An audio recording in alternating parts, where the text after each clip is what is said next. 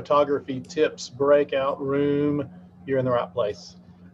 We'll wait a couple more minutes just to allow some others to join who are arriving a little late. I think everyone should be seeing Stephen's screen, which right now is just a solid gray screen. Let me know in the chat if that's not the case. I think Stephen will let you see a glimpse of him in live in person when we start, but right now I think you should see a gray screen. I was not thinking that it was gray. I'll see what I can.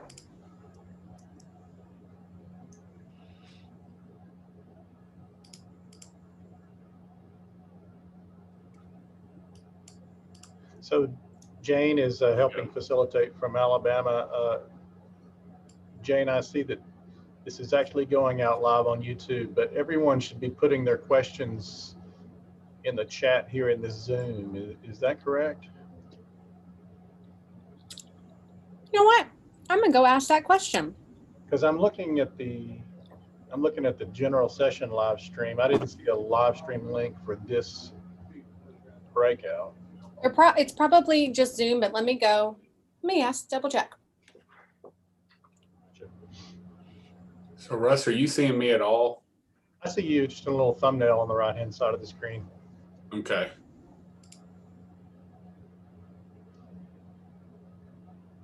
And just, so you know, that image that you're showing takes up just the center portion of that large gray screen. Yeah, I just threw something up there just so it wasn't gray. Questions should be directed to chat in Zoom. Gotcha. We'll wait one more minute and then we'll get started. I need to grab something right around the door. I'll be, okay. That minute, I'll be back.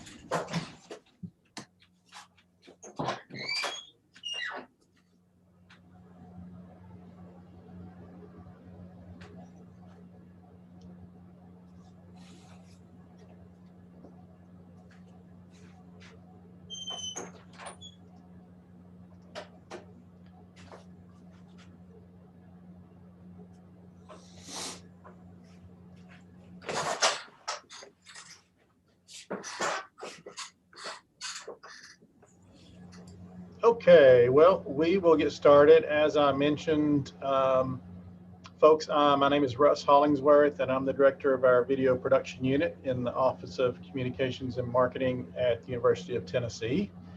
And this is photography tips for non-photographers.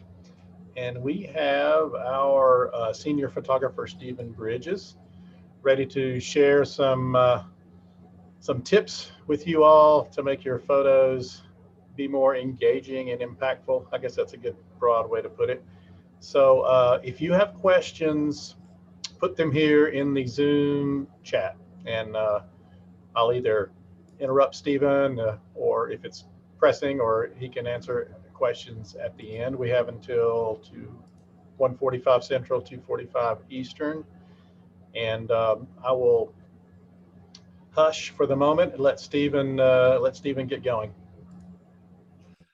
All right. Good afternoon, everybody. As Russ said, my name is Stephen Bridges, and I'm the photographer here at UT, senior photographer for the Communications and Marketing. I thought I would sort of start out with a little bit of background from myself, and you should be able to see my screen now, hopefully. Let me see if I can. Yep, looks good. Awesome. You'll be able to see my notes. All right. So I had to remind myself the first thing what my name is and what I do. I've already done that. So here's a little bit about my background. In high school is when I decided I want to be a photographer. My senior year, I realized that wearing my football jersey to school on game days and standing on the sidelines just with my uniform on probably wasn't going to get me to the NFL. So if I was going to stand on the sidelines, I might as well take pictures because I love sports. And So 2 games into my senior year, I quit the football team. I started focusing on photography. I worked for my school yearbook and town newspaper, doing whatever I could. After that, I graduated high school. I went to Arkansas State, where I received a degree in journalism with the emphasis in photo. While I was there, I covered everything from the president's visit. When I was a freshman, I talked my way into that. This was back in probably '97, when the Bulls were the hottest thing in the world, especially if you watch the documentary, you'd know that. I talked my way into a Bulls game, and then I even covered, we had, unfortunately, a school shooting in our town that I covered, and was published worldwide, from Time magazine to the Paris Match is the equivalent of Life over in Paris. After college, I landed a job at a newspaper. I was a staff photographer there. Everything I did, from hard news, sports, and a lot of feature hunting. These feature hunting has been the basis of a lot of what I do at UT nowadays, especially for our social media and other marketing materials, just going out and finding student life. So after a few years of working at my newspaper, I decided to get married to the girl next door from high school.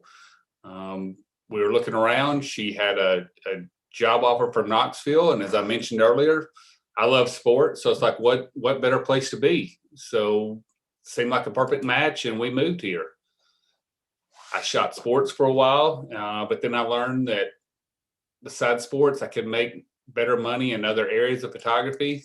So I began to expand my work.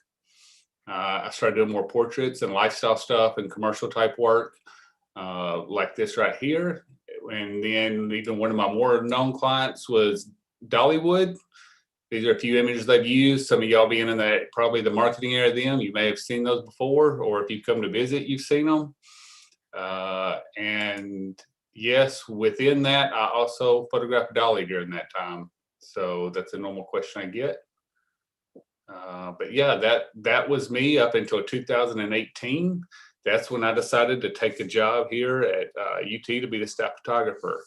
And throughout this presentation, I'll just sort of show you some of the stuff I've created here. To start off, I'm going to try with 10 different tips to help you, to hopefully help you out.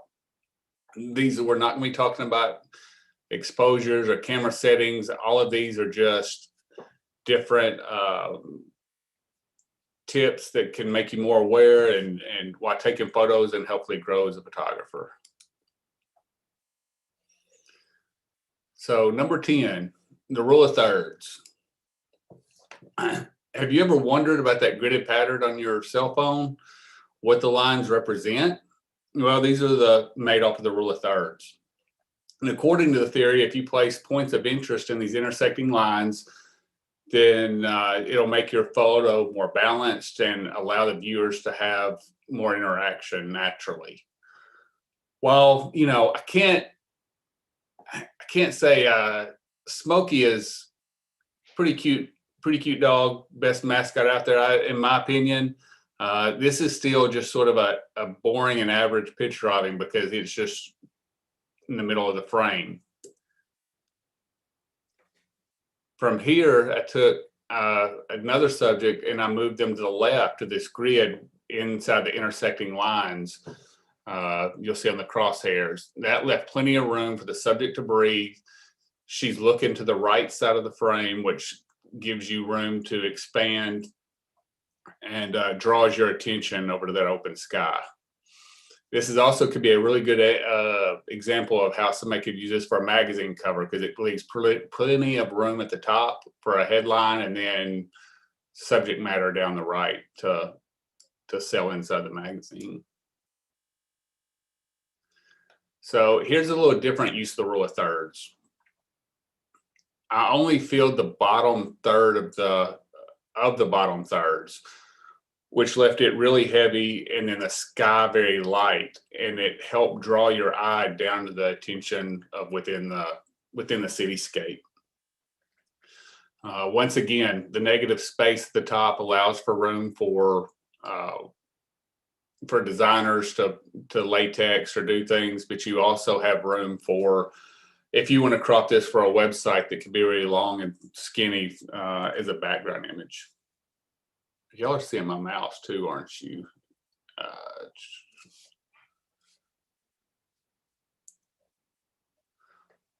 Once again, I put the subject on the left side of the frame and those crosshairs. It has a pleasing look to be able to bring, draw you over to the negative space by placing her on the left. This is with the same thing still on the left, but the picture itself, by looking for the graphics, even gives you its own rule of thirds. By the time the two chairs and the two people are the mirrored image of the top, and then the lines left to right. So number 9, be present. You know, we all live in a fast-paced world. We're all walking around on our cell phones, have our earbuds in. Sometimes we just need to take a break and watch things happen. This is where my feature hunting come in. And like I said, I do a lot of this for our social media. One of my favorite things to do is watch people.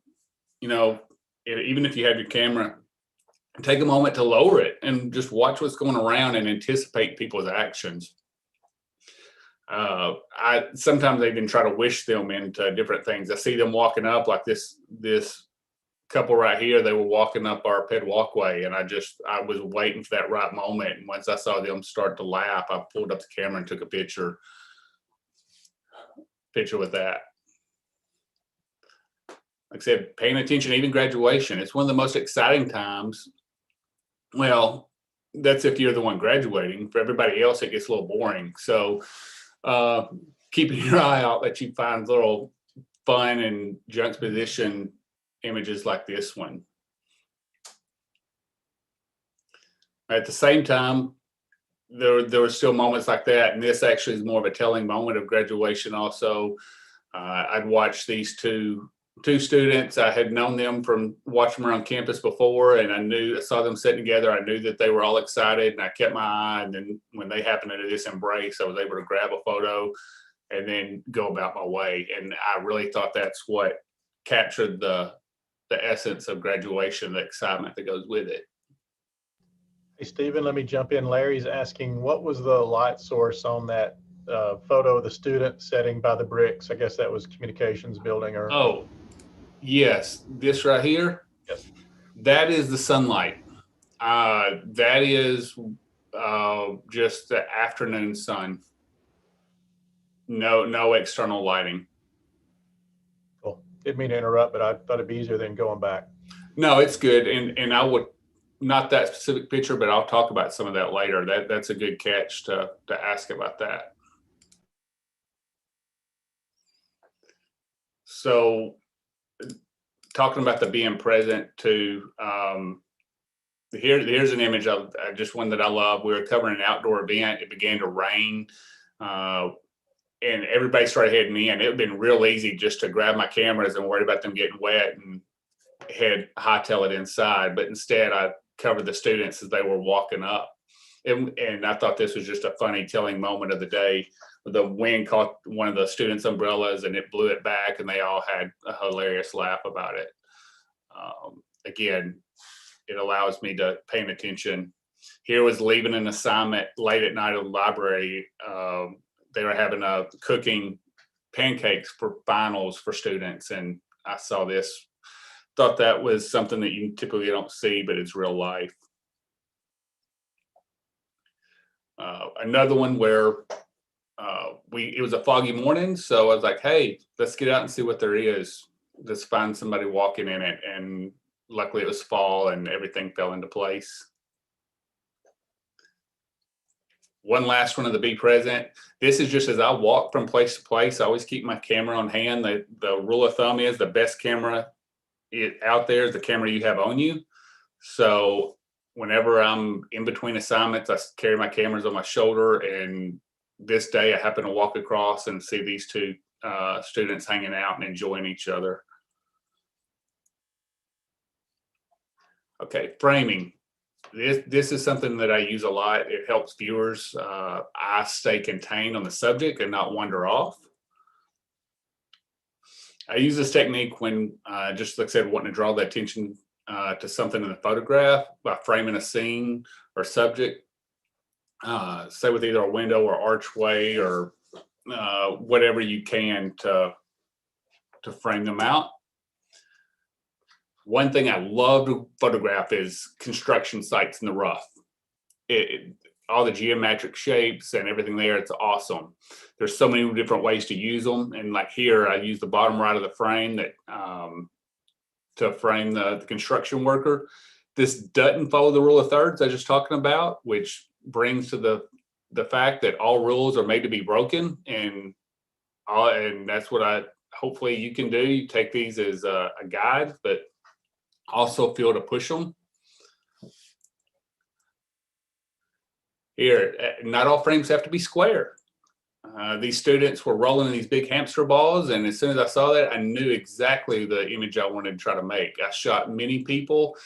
Finally, this student just happened to be far enough on the edge when she was rolling that I was able to photograph her and get her framed in the ball with the starburst going out of it. Hopefully you can see that in your screen. And also, not all frames have to be literal. Here, I just used the blank area of the wall and framed her with the light and the bed so that your eye goes directly to the subject, and then you naturally see where she's at. Hey, Stephen, when you're talking about framing, you're talking about placing the subject inside some kind of parameter, like a box or a circle or yes.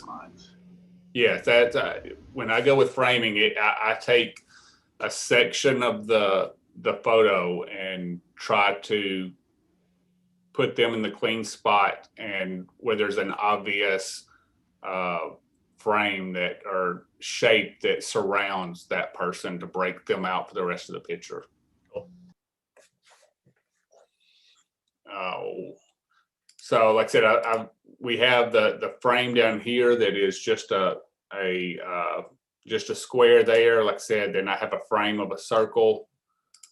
And then even right here, there's just a frame around her and this empty, it's the only empty space there without the clutter. Here, I've decided to frame the student with light. We were actually doing a setup shoot and I was waiting on our video crew and I looked out and I saw that's a really cool shaft of light. I'd love to have somebody down there. So I grabbed the student, put them down there, and then like I said, I made a frame, not only with sort of a double frame because all of these green leaves are framing her, and then so is the shadow and helping draw attention straight to her. Again, same technique, different application. I'm using a frame of shadows. I walked out of an assignment one night. I saw the beautiful sunset starting to happen. So I sat and I said earlier, I like to wheel things. I was like, please let somebody walk through here. Please let somebody walk through. And not only did I get two people walking down the sidewalk, but I got lucky enough for somebody to walk across our pedestrian bridge. But with this frame, I have the two people boxed in or framed within the pedestrian bridge in the ground. All right, lines everywhere, lines. All right, that's enough singing. I won't do that anymore, I promise. But hopefully that song will be stuck in your head for the rest of the day if you were around when it was out. So leading lines. When you're framing stuff like we just talked about before, you use a frame to section out your object that you want to see. The use of leading lines is using lines in your photo to help control how the viewer's eye moves through the frame. So a photograph with weak composition will leave the viewer confused about where the eye needs to go. You can use leading lines to help draw somebody's eye through the frame and direct it to what you want them to see. Here in this photo on the left, I have the lines of the columns to help draw you directly to the construction workers. As I said, I love construction workers in the rough. Here I used lines from the sidewalks. the sidewalk, when you look at this photo, your eye just naturally goes up the sidewalk, up the tower to the fireworks exploding in the sky, which draws you all the way through the frame.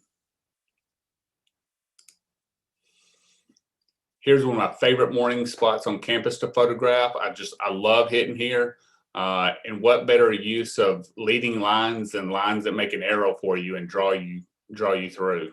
So the arrow sort of frame the person walking through and then lead you to the direction that she's going. And just like I said before, not everything has to be literal. There's lines in this photo that you don't see. Your attention's drawn to the subject matter on the left, which talking about the rule of thirds, but then his eye takes you across all three of these people, and then it sort of leads you back. It's a rinse and repeat. One more, and the lines don't have to be straight. You can see where the line from the sidewalk or the stairs take you all the way up the hill, and you know where the person's going. Your eye goes to the umbrella and then leads you up the hill. Once again, I use the arrows from the buildings to frame and or lead into my subject, but then the real leading lines are there in his fingers leading up to the tattoo.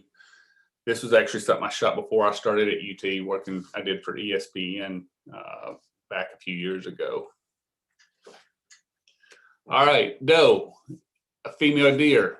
I'm told you I'm not going to sing anymore, and I promise I'm going to stick with that.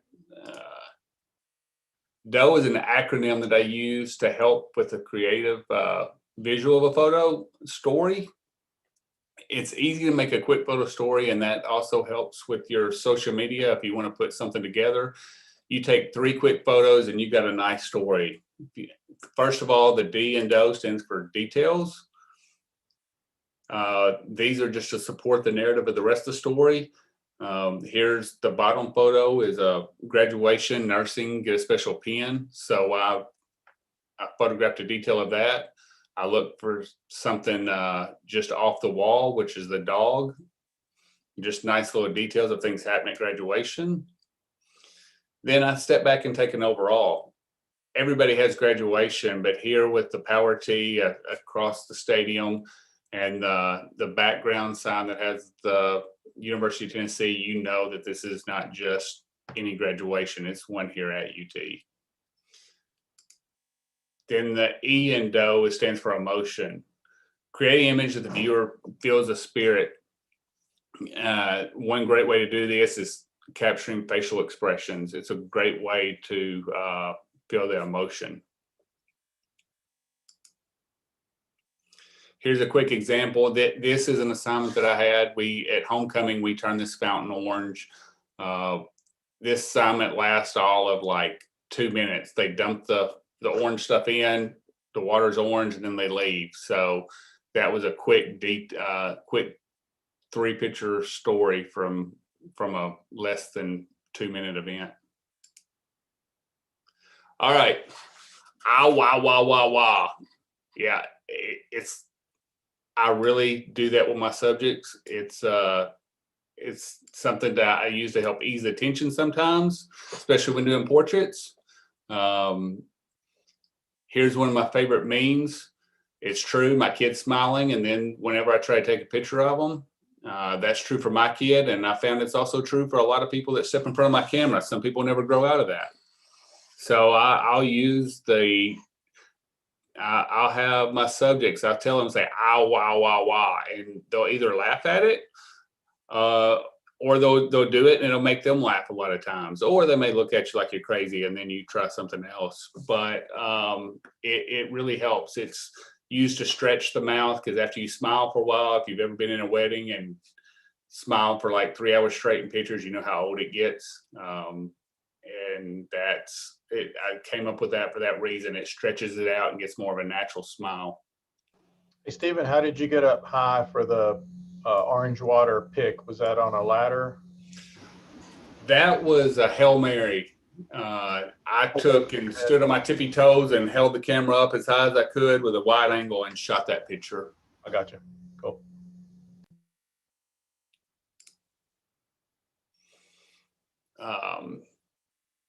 So yeah, here's the means. And then of course, the best thing you can do is get natural, watch people, like I said earlier, being present, watch them and just try to find the natural smiles. And that's the best thing you can do. The other thing is, if you have time, talk to your subject, ask them questions, show an interest in what they're doing, and build a relationship helps relax people. Here was an alumni actress that had returned to campus, was talking to students. I literally had like less than 10 minutes with her before she had to be in class to give a presentation. So we did a quick chat and then ran into the room. And these are the pictures we made in that 10 minutes. So the next thing I'd say do is, if you're ever setting things up, be a movie director. Give your subjects a scenario to pretend to act out. Like here, I could tell them, like, hey, you're on this new reality show and we're featuring Knoxville. We're following you around, pretend like you're talking about what happened the night before and laughing and joking about some funny scene that happened while you're out. So that's one of the things I love to do when creating stock. Which brings me back to that actress I said I just shot. When she got in the class, that's exactly what she did. She brought two students together and gave them a scene and told them how to work through it and just gave them the exact same instructions. So it works. Okay, do's and don'ts for portraits. Hopefully these small fixes can help improve your portraits. First of all, do not take close-up pictures with a wide-angle lens. The wide angles distorts things, and especially a cell phone. If you get right up on somebody, you're shooting with a 24, and that left picture is what their face is going to look like versus the right. Sort of take a step back, zoom it in, and it'll help the distortion on the person's face not to look all weird. So like with the iPhone, it has those 3 lenses now. If you've got a new one, you're saying like don't get up close and use the 0.5. No, you go back to at least like 1.5 and take that. And it's the same thing when you do a selfie with your phone. That do not just hold it close to your face, put it as far out as you can, because it's a wide angle lens and it does the same thing. And so I said the wide angle lens distorts things, and be careful, especially not just within individual pictures, but group shots. Stand back and zoom in, and that way you have plenty of room, not putting people on the edge, for everybody to look okay. That's the picture on the left. The picture on the right is one of our staff photos. That's me on the left of the photo. Yes, I know pictures distort, but I actually tried to get on the edge and put my arm on there because I need to act like I got a little more guns than what I got. So I tried to manipulate myself by putting me there. All right, my next tip. Do not have people lift their chin to avoid a double chin, because then all you do is see up their nose and it makes them unhappy, like this little tiger right here. Instead, have them stand there and look at you and then push their nose towards you like a turtle coming out of its shell. So if you can see my thing in the before, if you do like this, then yeah, you're going to have double chins, and you can still do the same thing when they're lifting up. Instead, just sort of push it forward a little bit. It pulls a little bit of tension on the skin underneath the chin, and that helps remove double chins. Another misconception is a lot of people love to do is get on portraits and shoot down. When you do that, all you do is compress the person into their neck, and it makes them actually look thicker a lot of times. So I would say stay away from this. Also, when you shoot from a higher level, it gives the person that you're photographing more of a submissive look. So instead, go down a little bit lower, and it gives them more of a dominant look, and it helps not compress their face inside to the rest of their body. Here's a quick difference in between the two.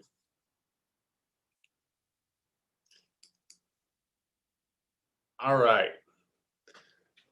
Tip number 3, find different angles.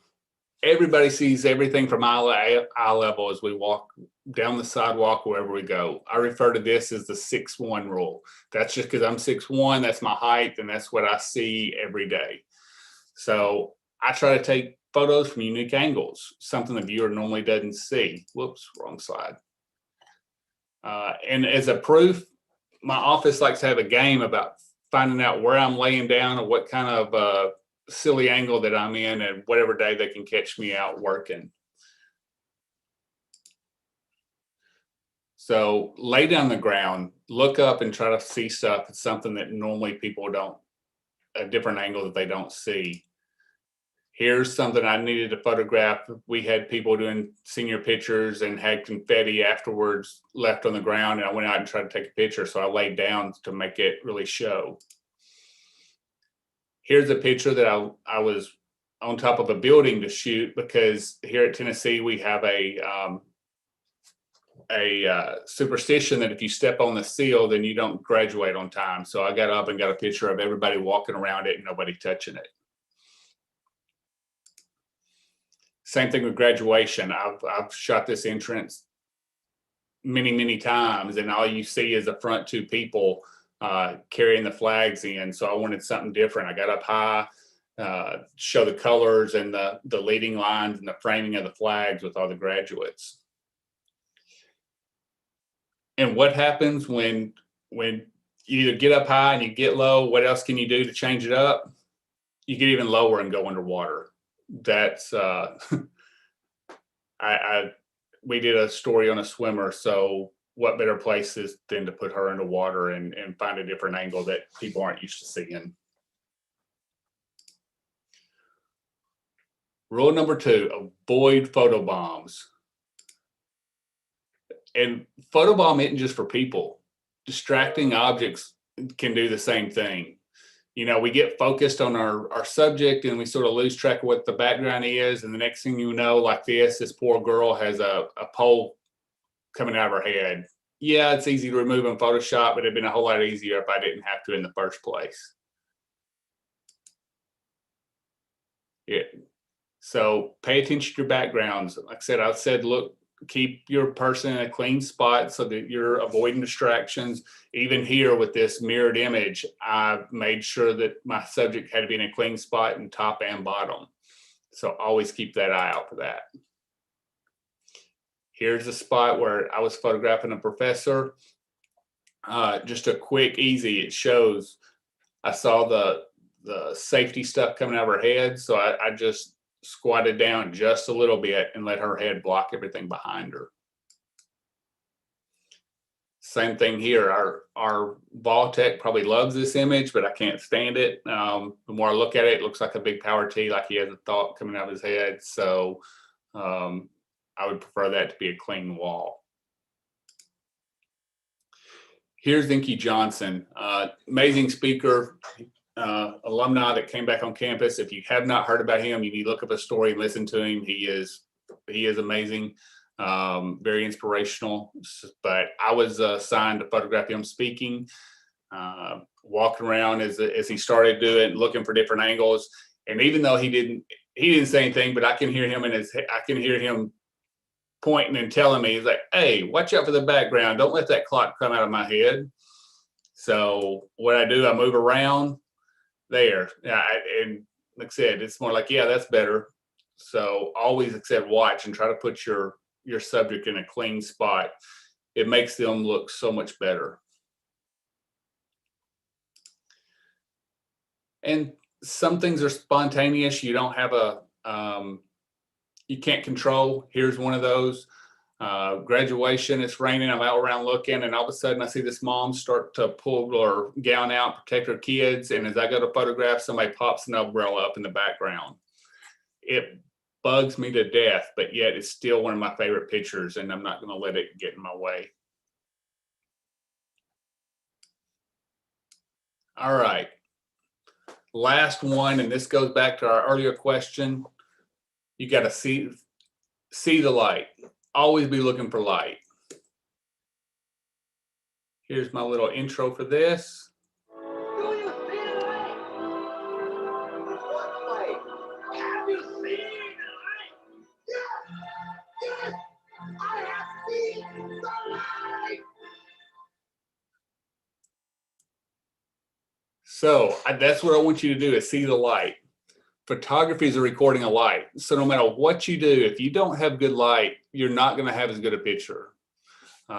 Always be looking for where it's coming from, the shape, the color, and or how you can manipulate it. And it doesn't have to be with artificial light. I'm talking about just using what is there. Obviously, the time of day can make or break a photo. Getting in golden hour, that first hour of sunrise, and that hour right before sunset, that's when the light's the warmest and most diffused and really has just a beautiful look to it. This was an early morning sunrise when I was coming into work. And then, as mentioned, afternoon, I'd love, especially during the fall when the sun's setting earlier, to get around and walk around campus that last hour just to see what I can find. Here's where this nice embrace, if it had just been in the middle of the day, would not have been near as nice as what it is in the afternoon. So another good example to see how white light works is to go photograph the same location at different times of day. On the left, you can tell the sun is sort of not around. On the right, the sun's coming from right in front, lighting up the building, making the colors pop, all the difference in the world. So if you ever need to photograph a building, first thing you always ask is which direction is it facing, north, south, east, or west, so you can sort of try to plan on what time of day is the best time to go do it.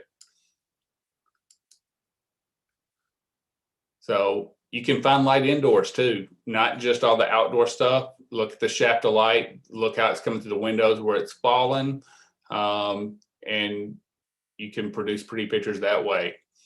But even if you say, hey, well, okay, they got a nice window, but I have an office, I'm in the middle of the basement.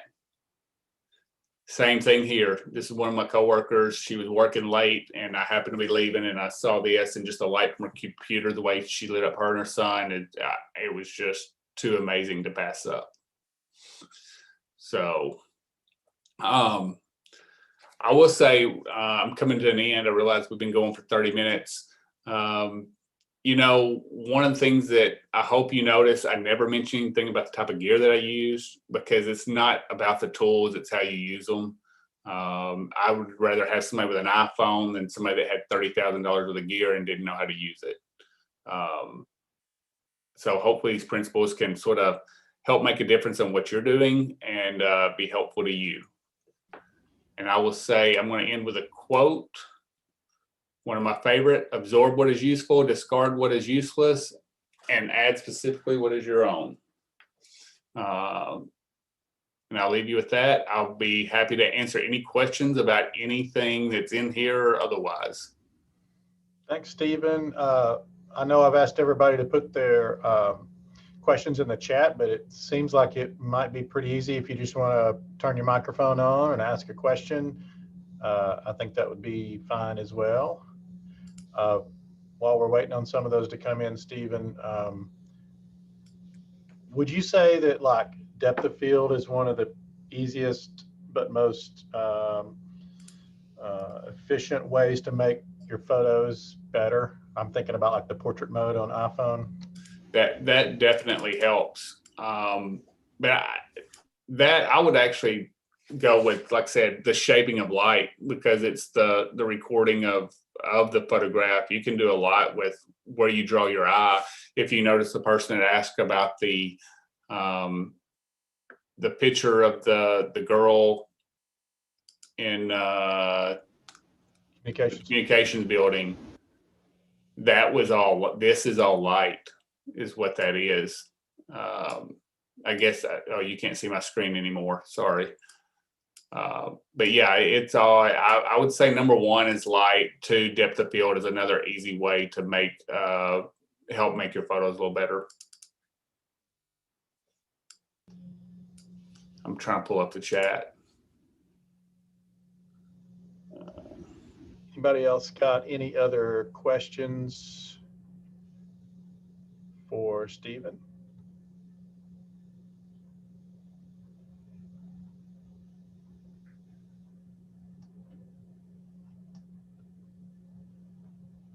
I gave Inky some. Are any of y'all photographers, or what do you do with photos for your university, or are you just something you're just interested in?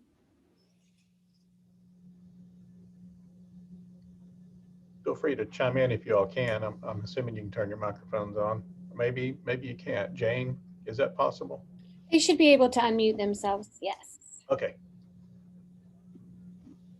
Hey, I'm Brittany Jordan. I work at the University of Alabama in fraternity and sorority life, and I basically manage our social media accounts. So I'm more so utilizing iPhone, and so I wanted to find some helpful tips, of course, because I am not a photographer. That's awesome. There's another question down there, Stephen, about the tips for if all you have is your iPhone. Perfect. Yeah, I would love that. No, with iPhone, I would, like I said before, a lot of it is you make great photos of your iPhone. I actually, believe it or not, I had iPhone photos in my presentation. But it was just using that light. I would say some of the biggest things I would probably do with the iPhone is watching your exposure. So I don't know if you know this or not, but when you have your camera up, you can tap and hold, and you can make the camera, the picture brighter or darker, depending on what it is. If you want more shadows, or you want to show the shadows are too dark, you can make it brighter. That is probably the number one tip for photography with an iPhone that I would say would help you. Also, I don't use a lot of apps, but the one I do use is Snapseed. I think it's Snapseed. Let me double check. To help tone my photos on my iPhone. Obviously, I prefer to do it on my computer, but when I'm on a run, I use Snapseed to tone things. There, you can make adjustments to your exposure or whatever else you need to do. Yeah, Brittany, we just did a shoot with our sorority and fraternity life. We had a lot of fun. Yes, that's what we're hoping to do as well for fall, because we definitely could utilize it for, some marketing pieces and different manuals. But thank you so much. This was very helpful. Oh, no, that's good. And if you have any other questions ever, you can feel free to, my email is photos@utk.edu. I can even put that in, and I'm always happy to help. Like I said, and when you do that shoot, one of the best things you can do is, like I said, give them a situation, put them in a place, several of them, and give them something to talk about and react to. Yeah, you mentioned on that shoot, Stephen, we had the sororities with all their letters, and we wanted to get some letters in the photos, but you needed to give them something to do instead of just pose. Is more natural. Yes, I some people prefer just to stare at the camera. That's actually the last thing I want. I'll shoot that in case we need it for different things, but I want something that actually shows the lifestyle and brand. The same thing if I was working for another commercial client. It's nice to have their letters on and put them on your campus and put them in situations that are more real life than just standing and smiling.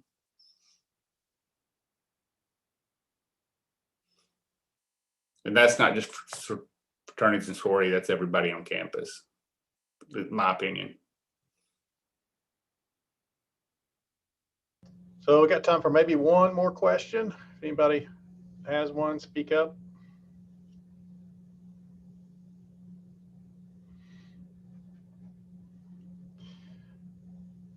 I want to thank everybody, and Stephen especially, for presenting. If you want to review this session again or watch another one that you missed because there were some good ones going on, you can go back to the SECCA homepage, and all those presentations will be in the on-demand catalog. After we're done here, you can also go back to the main SECCA homepage, secca.ua.edu.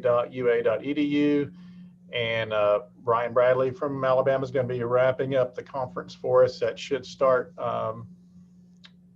if not soon, by 3 o'clock. So thanks everybody for joining us. Stephen, thank you. Appreciate it so much. All right.